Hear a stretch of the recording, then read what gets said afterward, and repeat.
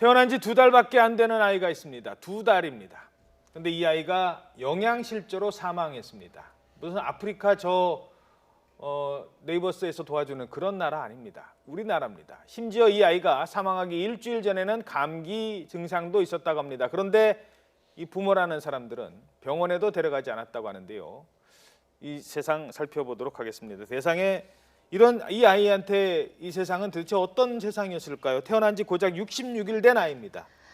같은 부모와 같은 집에서 살면서 이렇게 기아사로 발견된 경우는 굉장히 극히 드물 겁니다. 예. 사실 어린아이한테 지금 분유라고 하죠. 분유죠. 모유 수유를 주지 네. 않아서 부검을 했더니 위나 이 내장에 음식물이 없다는 겁니다. 그리고 피하 지방층이 아예 없다는 거죠. 그래서 기아사로 추정된다는 것인데 생후 66일입니다. 예. 사실 가장 보호를 받고 엄마 아빠로부터 가장 따뜻한 배려와 사랑을 받을 그 시기인데 음식조차 주지 않았다. 굉장히 상식적으로 납득이 되지 않는데요. 자, 그러면 어느 정도인지 지금 그래픽 다시 보고 계십니다. 이 그래프로 보고 계신데 생후 2개월 된 여아인데요. 태어날 때는 3.06kg 정상 체중이었습니다. 그런데 사망할 당시의 체중은 1.98kg, 2kg도 안 됩니다. 오히려 체중이 줄었어요. 자, 생후 60일 정도 되는 아이들은요, 보통 6에서 7kg 나간답니다. 보통 아이들의 3분의 1도 안 되는 체중이 됐습니다. 그래서 부검을 한 거죠?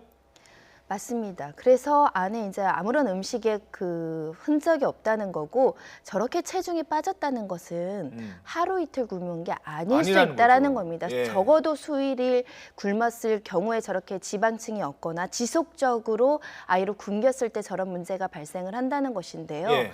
이것이 단순히 밥을 주지 않은 문제냐 아니면 아이가 죽어도 좋다라는 생각으로 방치한 것이냐 이 부분은 수사를 통해서 밝혀져야겠지만 이 집에 21개월 된 그 형제가 또 있었다고 그렇죠. 합니다. 위에 그 아이는 또 있죠. 밥을 제대로 줬는지 궁금하고요. 아무리 가난하고 어렵고 경제적으로 힘들어도 아이 분유값이 없어서 아이를 굶겼을까 예. 의문이 드는 상황입니다. 자, 이 사망한 아이의 부모라는 사람들은 대체 어떤 사람들일까요? 함께 보도록 하시죠. 사망 당일에 아이의 부모인데요. 최근에 그 혼인신고까지 하고, 그러니까 친부예요. 그렇죠? 그런데도 월 소득이 약 230만 원 가량 된다고 합니다. 모두 최근에는 이제 직장을 잃었답니다. 생활고에 시달리긴 했는데 그렇다고 해도 아이 분유까지 못 먹였을까요? 제일 중요한 게 아이 분유 먹이는 거 아닐까요? 적극적으로 아이를 위하는 마음이 있었다고 한다면 방법이 없었겠습니까? 우리가 그렇죠. 긴급 복지생활 자금이라는 것도 있고 예. 여러 가지 복지시설에 가시면 아이를 최대한 아이는 보호할 수 있습니다. 그런데 그런 조치도 없었다는 점이 굉장히 안타깝고요.